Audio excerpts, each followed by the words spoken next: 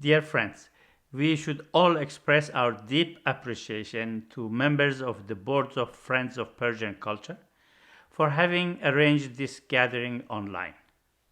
I too would like to take this opportunity to express my gratitude to the organizers of this conference for giving me the opportunity to share some thoughts on fundamental principles underpinning constructive social change and the role of individuals, institutions, and community. As an introduction, let me note that humanity throughout history has been pursuing constructive social change, hoping that one day we all can live in a world whose distinguishing features are social justice and human dignity. A review of the past shows that prior to the 19th century, despite contradicting interpretations of the nature of religion, and notwithstanding the various forms of corruption and the injustices committed in the name of religion, divine authority was the main source of guidance for humanity. However, in the early part of the 20th century, a materialistic interpretation of the world of existence began to be instilled in the hearts and minds of the peoples of the world, an interpretation that has had a direct impact on the process of social change and which continues to this day. This ideology managed to influence and dominate centers of power and information throughout the world and exerted every effort to ensure that no other school of thought could prevail and thereby become an obstacle to furthering economic exploitation in the world.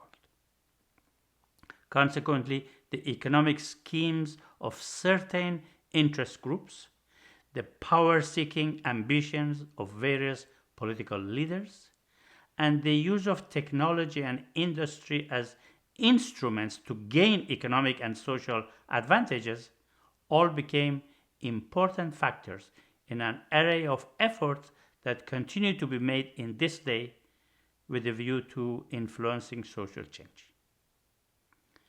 Even though during this period constructive progresses have been made throughout the field of economics, science, and technology, progress so remarkable as to make the physical unity of nations possible, much pain and suffering has also been caused, which, if not remedied, will not only create a great obstacle in the path of humanity's collective well beings, but could also seriously jeopardize gains made thus far in the various aspects of economic affairs. Today, factors affecting social change are often presented by intellectuals and other persons of influence on the basis of various theories, sometimes opposing, and each of the theories is built on a set of deep-seated beliefs, some of which are stated explicitly and others simply implicit in nature. These often unexamined beliefs cover such issues as human nature, the purpose of life in this world, the role of religion in advancing society, and the roles that individuals and communities play in effecting change. While time constraints make it impossible to adequately cover any of these views, I would like to mention briefly two completely contradicting views about the roles of the individual and the community in effecting social change. One is the view that says social change occurs primarily through the individual, implying that when a significant number of people go through appreciable individual transformation, social change ensues automatically. Others hold the contrary view that the individual is a product of society and say that no social change or transformation is feasible unless social structures, especially political structures, change. Today I am able only very briefly to present my personal understanding of Baha'i view about the foundation of constructive social change and the role of the individual and institutions in effecting that change. The Baha'i faith has a spiritual view of the world of existence. Baha'i views of social change are also inseparably linked to a particular concept of history. Baha'is believe that just as an infant passes through the stages of childhood and adolescence and reaches the stage of maturity, humankind as a single entity has also traveled through the stage of its childhood and is now in the throes of its adolescence and on the threshold of its collective maturity. Just as period of adolescence is a tumultuous time filled with emotions signaling the beginning of a new stage of life for the person, the confusion in the world today can also be seen as the sign of a new stage of life for mankind. Just as the emotions of the period of adolescence signal the manifestation of new possibilities for the progress of the individual, the tumult that characterizes the world today is also an indication that the world is pregnant with new and unprecedented possibilities for progress, the like of which humanity has not ever seen. Just as the individual, while entering the stage of maturity, questions the validity of many of the norms, traditions, and relationships of the childhood period, and searches for fresh standards to fulfill the needs of his or her new life, similarly, the world of humanity, upon entering the threshold of its collective maturity, faces the truth that bygone standards, accepted mores of past centuries, and social structures and institutions of previous ages no longer have the necessary efficacy to satisfy the needs of a new life in a world that is embracing the concept of one homeland for the entire human race.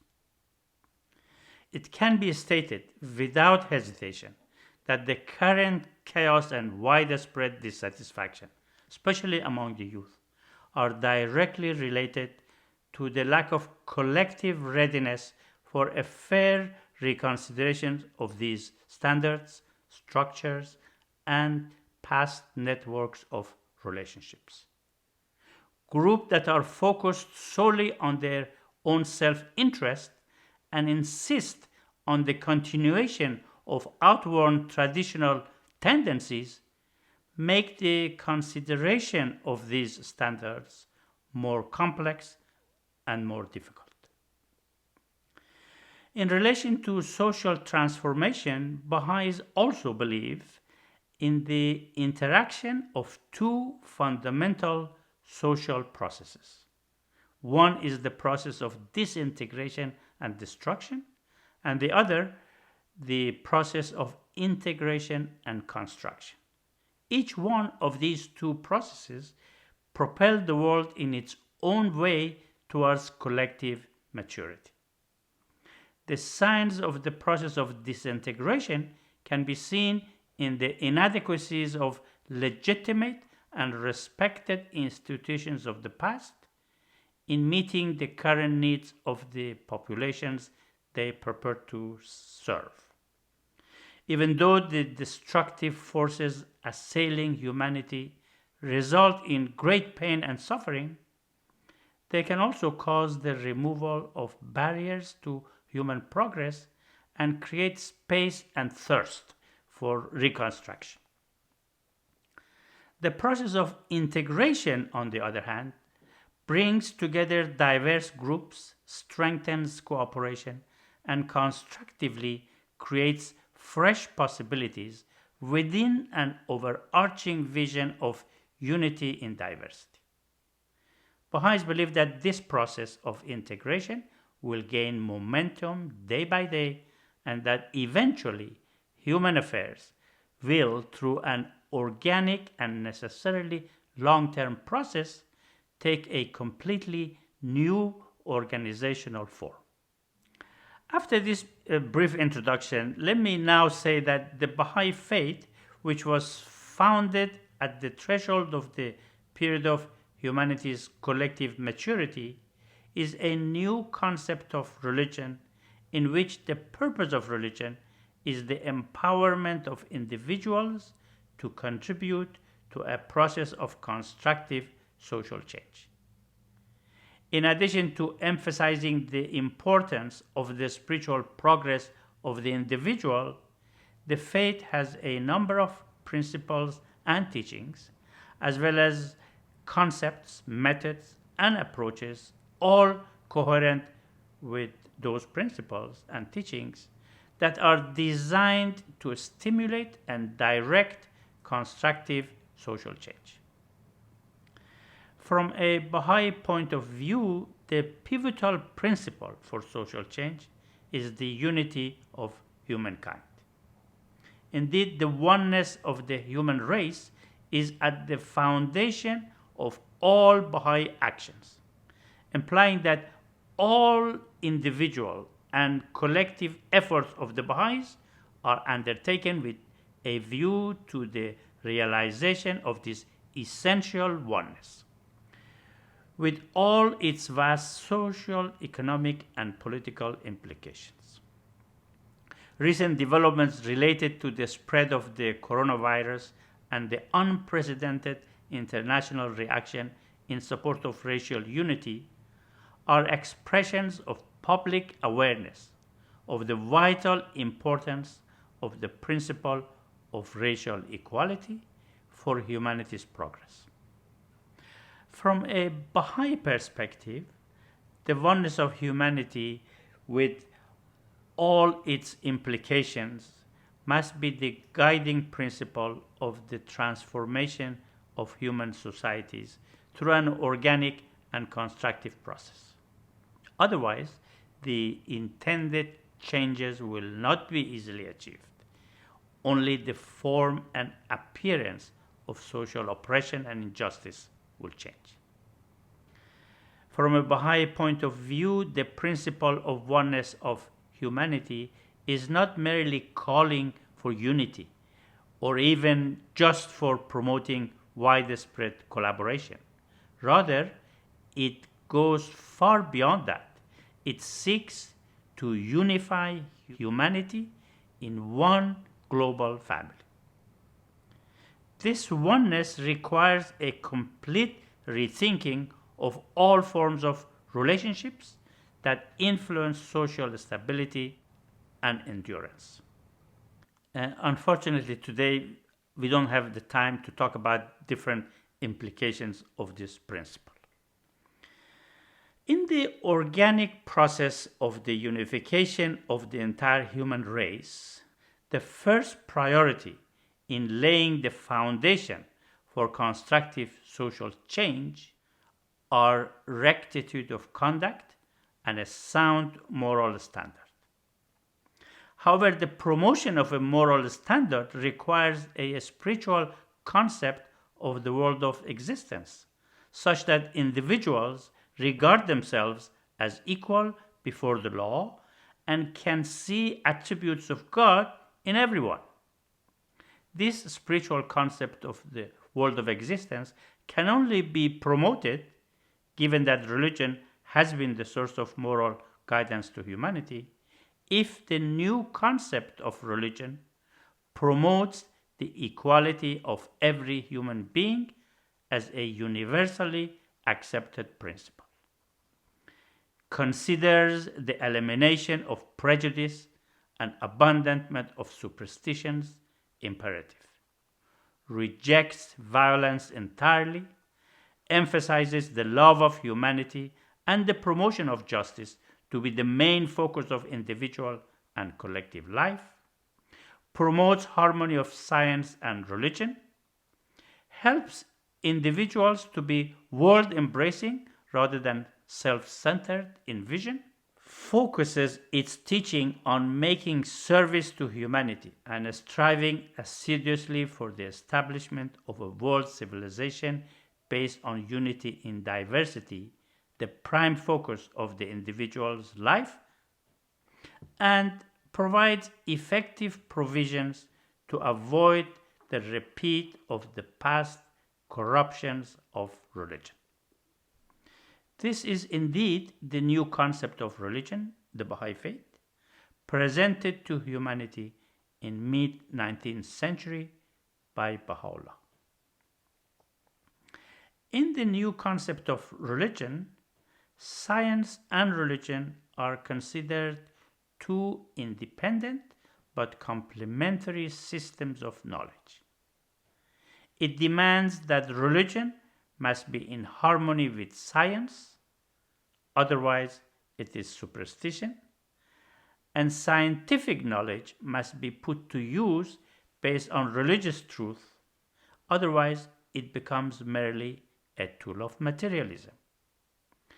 It is through these two systems that humanity's innate capacities have been nurtured in the past. It is these two systems of knowledge that have acted as the source and the foundation of human civilization. Human consciousness, which distinguishes the human being from other creatures, depends on these two systems of knowledge. Freedom to investigate and to nurture an individual's latent capacities must therefore be preserved and protected. People should be free to know. It is this freedom that makes it a moral imperative to respect many of the rights enshrined in the Declaration of Human Rights and the covenants related to it, such as the right to universal education, free access to information, participation in all aspects of social life, and freedom of thought and belief, which includes freedom of religion and freedom of expression. All to be promoted along with obligations of individual to the society. From a Baha'i perspective, constructive and sustainable social change rests upon the spiritual transformation of society. In the past, for the majority, scriptures have been a source of knowledge and wisdom, have contributed significantly to the development of the human's power of understanding, and endowed it with a new eye, a new ear, a new heart, and a new mind. The positive impact of religion on the richness and vastness of world literature, which has in turn impacted social change, is obvious to all. Religions have inspired astonishing successes in science, the arts, and in social life. The power and influence of religion in bringing about heroic attributes, self-discipline, and self-sacrifice among the great masses of people is an undeniable fact.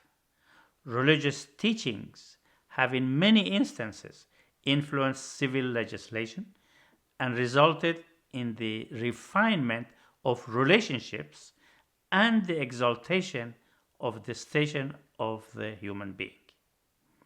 Despite the ups and downs of the past, it can be said that the great religions throughout history have been among the main stimulants of human progress.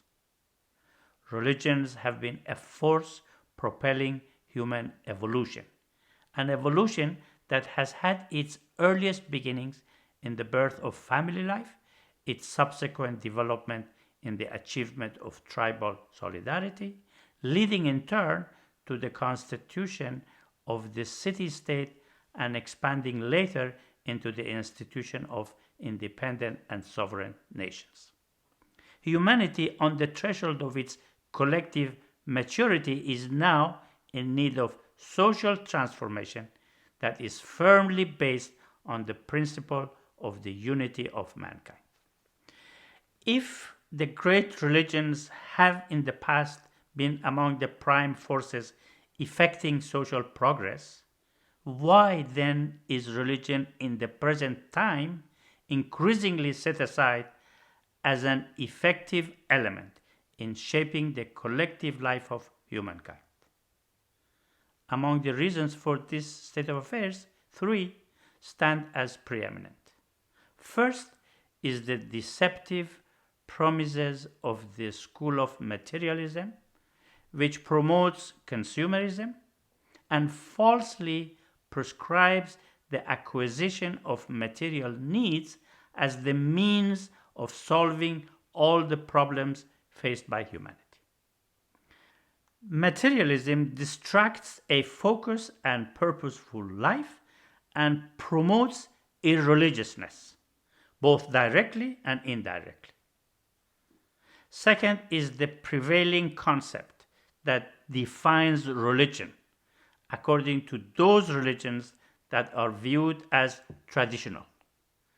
The truth is that each of these religions is shaped by the frame of its holy book and the historical context of the time in which it appeared. Each has different and even contradictory sects, none of which are capable of responding adequately to the demands and dictates of life in the 21st century.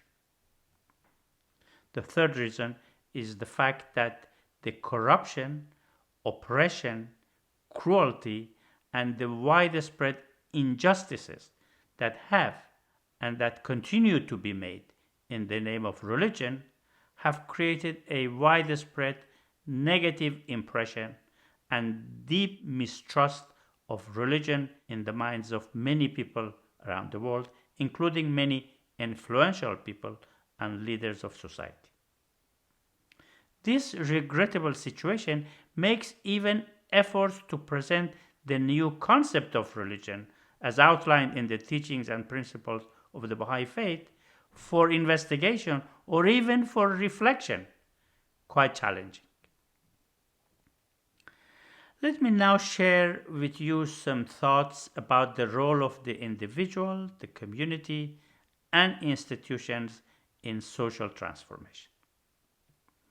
From a Baha'i point of view, individuals, communities, and institutions are three inseparable protagonists in advancing civilization, each of which plays a particular and fundamental role in social transformation. The implications of humanity's approaching the threshold of its collective maturity demand that new definition for each of these three protagonists be adopted. The Baha'i Faith has specific and clear ideas for each in this regard. In relation to the individual, it describes the nature of humanness as being twofold, with human beings possessing both a material and a spiritual aspect. Further, it regards the essence of human existence to be spiritual.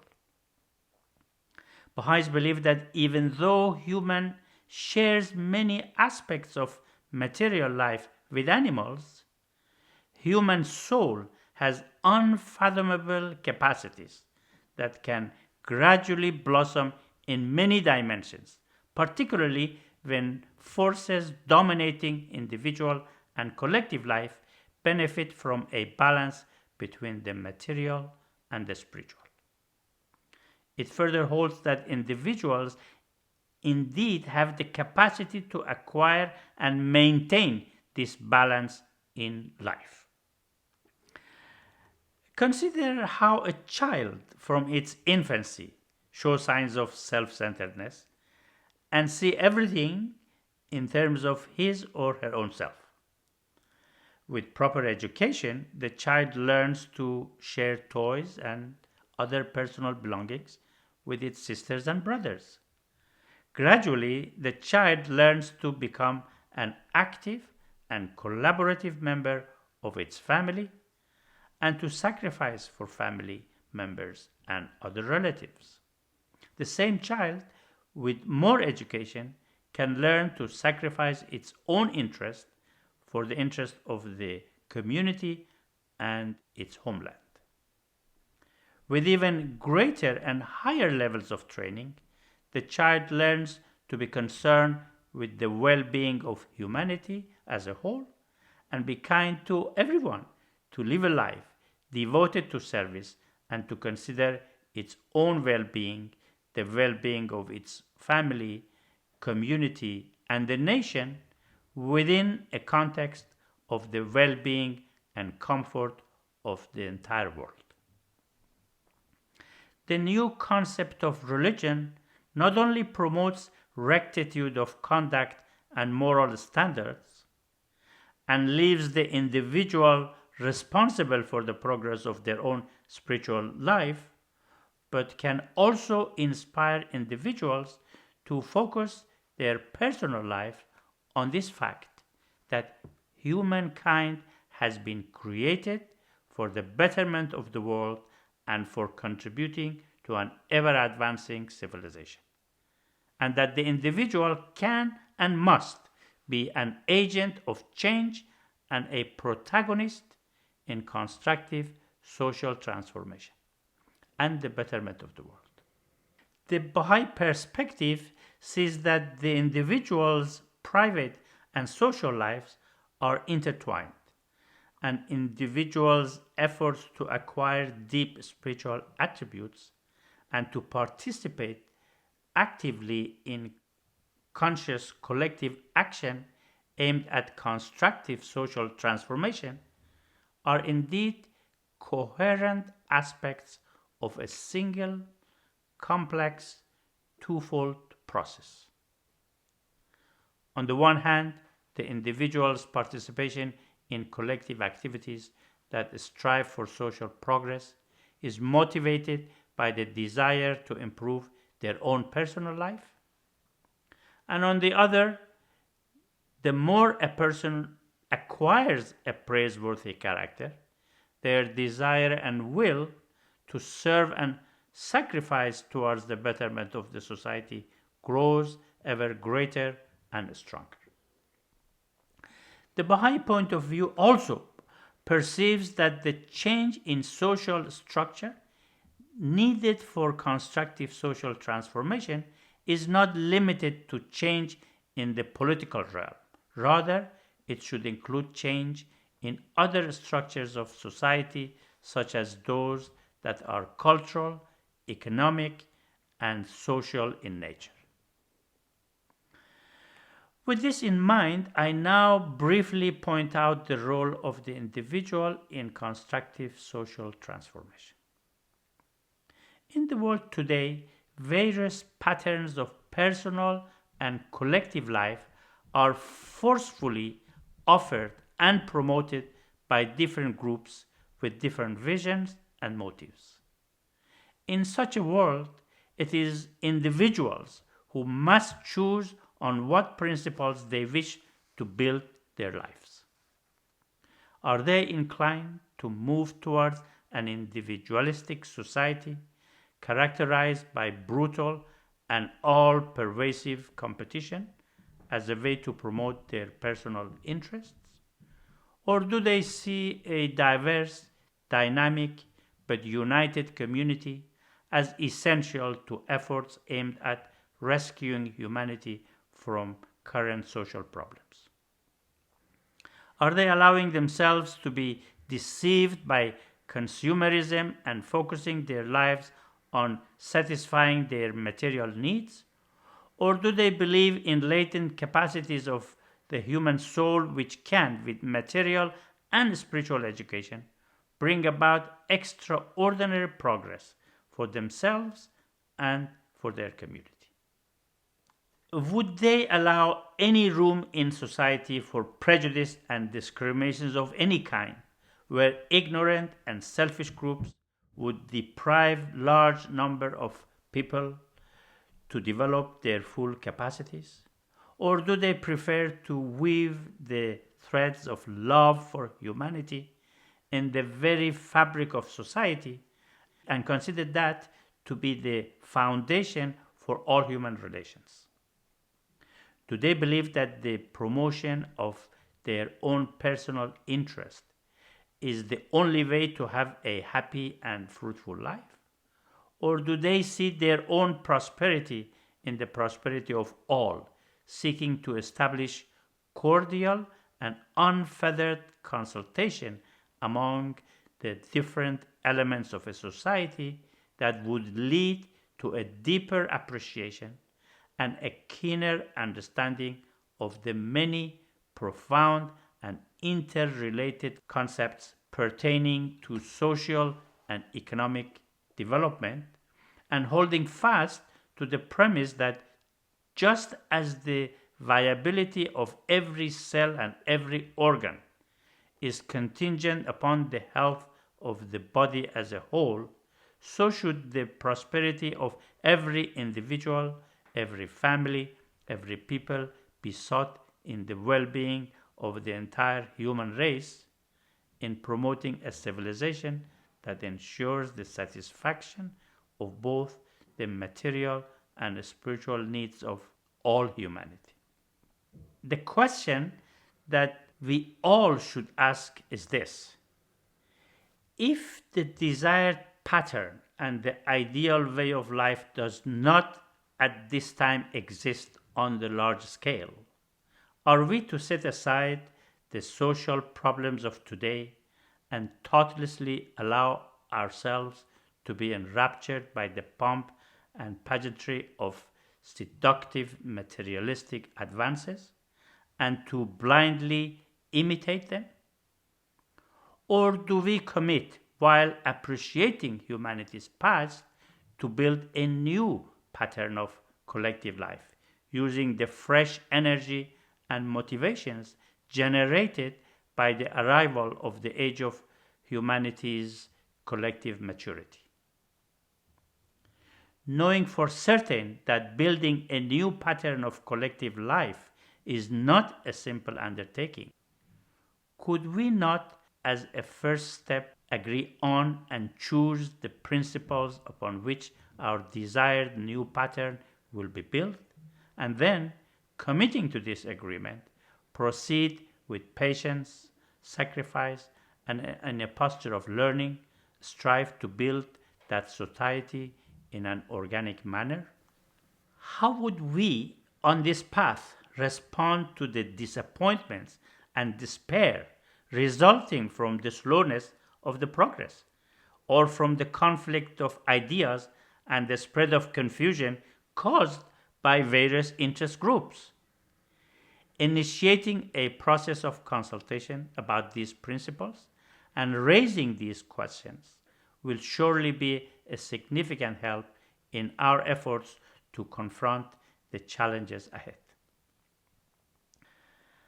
From the Baha'i point of view, creating a progressive, peaceful, and united world is not only possible, but also inescapable, because it constitutes the next natural stage in the organic evolution of human social transformation.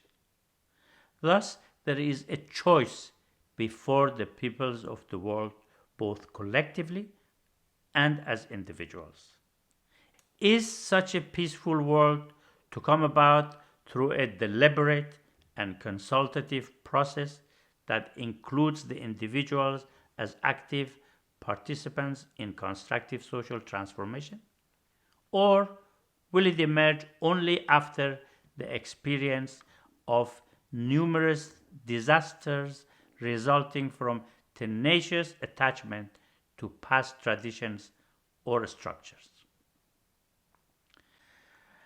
Bringing about a constructive social transformation is not, of course, possible solely through individual initiative, but must rather be effective through a collective endeavor in which both communities and institutions also have a fundamental role. A community, from a Baha'i point of view, is an organic unit of civilization comprising individuals, families, and institutions. It is an entity that is more than the sum of its parts. A community passes through various stages on its path to maturity, and it does have an impact on individuals.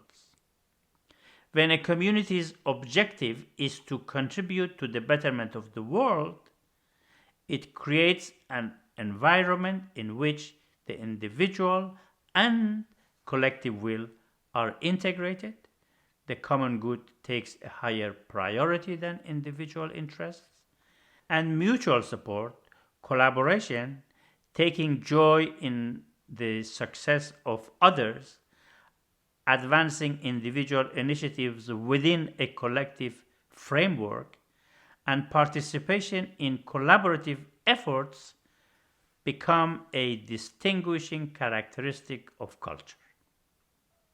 Fear has no place in such a community. The power of the individual is multiplied through unity and cooperation. An environment and conditions are thus created to build new capabilities and capacities that could not have been imagined before. Such an environment will surely foster the material advancement and spiritual empowerment of individuals, so that each one can indeed see themselves as an active participant in the betterment of the world and the fulfillment of collective well being. In such an environment, there is a remarkable increase as well in the efficiency of the institutions in supporting and guiding the affairs. The new concept of religion promotes a fresh understanding of the concept of power. Whereas power has traditionally been used to control, manipulate, and even oppress others, it is now to be used for the empowerment of others. Based on this, Baha'i views say that the role of institutions in constructive social change is mainly to guide and empower individuals, strengthen communities, and coordinate activities. Thus, designing and executing plans for individual and collective capacity building is one of the most fundamental duties of institutions. They are to ensure that all interested individuals have the freedom to be responsible for their own material and spiritual progress, and that each is able to actively contribute to the establishment of a new social order. To succeed in discharging their duties, institutions must receive the loving and unhesitating support of individuals and communities. Not only must members of institutions not see themselves as being the worthiest for membership, instead they must consider their election or appointment as a spiritual blessing to serve both individual and the community with utmost humility. Members of institutions must be absolutely distracted from personal interests and must strive wholeheartedly to serve the collective welfare and the material and spiritual progress of the community. They must make every effort to establish the trust, heartfelt respect, and support of the people within their jurisdiction. In this respect, it behooves them to become aware of the real needs, thoughts, and aspirations of individuals and the community, and to consult with them about the decisions the institutions make or are to make. They must use existing resources in the community, such as individual energy and talents, and channel them towards improving the community. They must give the highest priority to creating and preserving unity. They must consider justice and love as essential characteristics for the work of institutions and recognize people's participation in economic and social development endeavors as the foundation for this justice. I go back to the role of the individual and say that from a Baha'i point of view, individuals also have a vital role in establishing, strengthening, and supporting communities and institutions. It is the individual who can be a torch of hope, unity, and progress in the community. It is the individual who has the obligation to participate wholeheartedly in a process of election that is devoid of the theatrical politics of the day to determine the members of the institutions. Having complete freedom in the election of the members of the institutions, it is the individual who presents his or her suggestions and constructive criticism to the institutions, actively support their work, and considers it a spiritual obligation to channel his or her individual efforts towards the continuous evolution and maturity of the institutions. It is the individual who should be aware that in the path of constructive social transformation, there are areas in which individuals can offer their initiatives, while there are other areas which are the exclusive domain of the institutions. Therefore, individuals' wholehearted obedience to institutional guidance and direction is essential. And this is not blind obedience, but an obedience that portends the creation of a new race of men. Sound and dynamic relationship between the individual, the community, and the institutions must therefore be seen as one of the characteristics of constructive social transformation in humanity's age of collective maturity. The Baha'i community rejects the assumption that the relationship between these three protagonists is necessarily competitive and divisive, emphasizing instead that the foundation of this relationship, with reliance on extraordinary powers of human spirit, is cooperation, reciprocity, which is a manifestation of the interdependence that governs the world of existence. The standard set before individuals is that they elect their representatives from among those who have a world-embracing vision and who are free of self-centeredness. At the same time, those who are elected are to strive to see themselves responsible for the well-being of the whole of mankind. In such an atmosphere, individuals realize that unless good intentions and serious efforts are channeled in the right direction, they will not necessarily be fruitful. That absolute individual freedom must be tempered through consultation and individual sacrifice, and individual initiatives must be in harmony with collective efforts and the work of the institutions.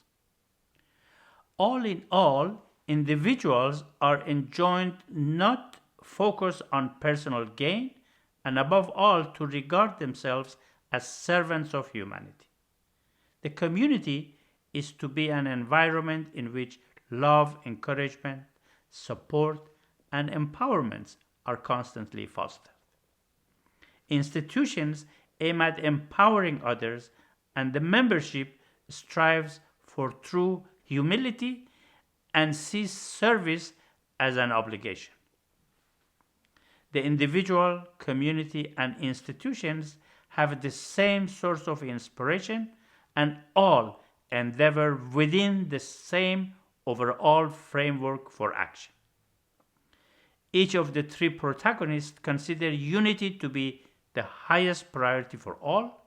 For them, the well-being of individuals is to be achieved in collective well-being, and as a result, everyone gives priority to collective interests in contrast to individual interests.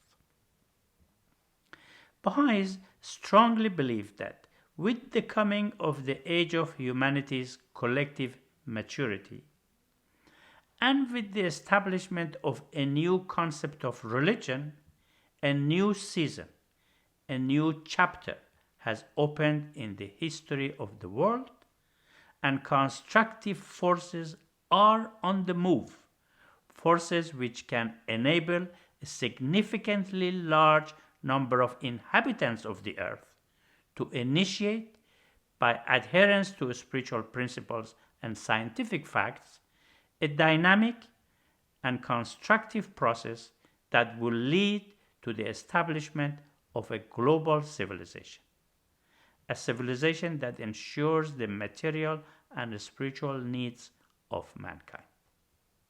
Support of this process has been the concern of the Baha'i community from its inception, and it has contributed throughout the various stages of its growth and maturity to the advancement of that process as its resources and circumstances have permitted. Among the current fundamental activities of the Baha'i community throughout the world is the operation of an extensive program of learning how to assist individuals, communities, and institutions to increase their capacity to advance civilization and undertake efforts aimed at the betterment of the world. The object of the learning is to answer questions such as these. How can large number of people from different backgrounds be gathered in an environment devoid of division and discord, and which promotes higher levels of unity of thought and action? How can increasing numbers of women and men be assisted to abandon apathy and lethargy and become active in the path of advancing their own as well as others' spiritual and social progress? How can a significant number of youth be empowered to pass through the critical, sensitive stages of their life and spend their abundant energy in the path of service to the advancement of a global civilization? How can a consultative process be established in which decisions are made on the basis of the priority of the common good, detached from partiality and self-interest, and on the basis of scientific information rooted in practical experience? Participation in this program is open to all those who are interested in the unity of humankind. Any individual from any background or origin who is attracted to the vision of Baha'u'llah for the future of humanity is invited to join in the efforts to enhance his or her capacity in the path of serving the world of humanity, and in the company of other like-minded persons contribute to the realization of this vision. This program, these activities, and these efforts are being undertaken in more than 5,000 geographic clusters of villages, cities, and towns in almost all of the nations in the 5 continents of the world. The focus is on collective capacity building such that individuals, communities, and institutions learn how the teachings and principles which are considered to be the foundations of the civilization's they strive to build can be translated into action through purposeful and coherent approaches. The aim of the learning is to build communities in which blind obedience and coercion in belief or lifestyle are replaced with the complete freedom of the individual to search for truth and choose her or his own way of life, a life of active participation in the betterment of the world, a life that is marked by independent investigation of reality, such that it is absent of outmoded customs and creeds, renounces mindless acceptance of any doctrine or dogma, whether purveyed from the pulpit or on political platforms, declines to be buffeted about in the ever changing currents running through social media, is liberated from any sense of superiority, and is empowered through a refusal to accept or uphold any form of prejudice or discrimination. Communities that utilize two spheres of knowledge, science and religion, for their progress, believe in the full equality of men and women, are conscious of the importance of family life, pay special attention to the spiritual education of children and junior youth, strive to promote interconnectedness, friendship, and cooperation, believing that the experience in building such communities can be conducive to creating an environment in which the process of civilization building and constructive social change based on the unity of humankind advances. Dear friends, I hope you find the thoughts I shared with you useful in the social discourses you participate in. Have a good day. Thank you.